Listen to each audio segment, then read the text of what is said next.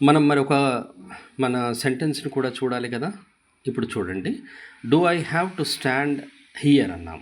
అర్థం ఏంటి? నేను ఇక్కడ నిలబడాలా అని. Do I have to stand here. డైరెక్ట్‌గా సెంటెన్స్ రాయకుండా నేను ఇక్కడ హెడ్డింగ్‌లో హ్యావ్ ఇచ్చాను. అంటే హ్యావ్ రిలేటెడ్ సెంటెన్స్ అనమాట. The sentences are based on have అని అర్థం ఇక్కడ. ఫస్ట్ మనం పాజిటివ్ క్వెషన్ రాస్తాం కదా! Do I have to stand here అన్నాం. మరి పాజిటివ్ క్వెషన్ అయింది. మరి దీని అర్థం తెలియాలి కదా! ఇదిగోండి ఇక్కడ కింద ఇచ్చాను. నేను ఇక్కడ నిలబడాలా అని క్వెషన్ అడిగాడు. మళ్ళీ నెక్స్ట్ ఏమొచ్చిందో చూడండి. Do I not have to stand here అన్నాం. Do I not have to stand here ఇది నెగెటివ్ క్వెషన్. దీని మీనింగ్ ఏంటి అంటే కింద ఇచ్చాను చూడండి. నేను ఇక్కడ నిలబడొద్దా అని అర్థం. Do I not have to stand here అంటే నేను ఇక్కడ నిలబడొద్దా. మరి షార్ట్ ఫామ్‌కి మీనింగ్ ఏమవుతుంది అంటే సేమ్ అవుతుంది. కాకపోతే సెంటెన్స్ ఏంటంటే don't I have to stand here అని అనాలి. ఇది కూడా సేమ్ మీనింగ్.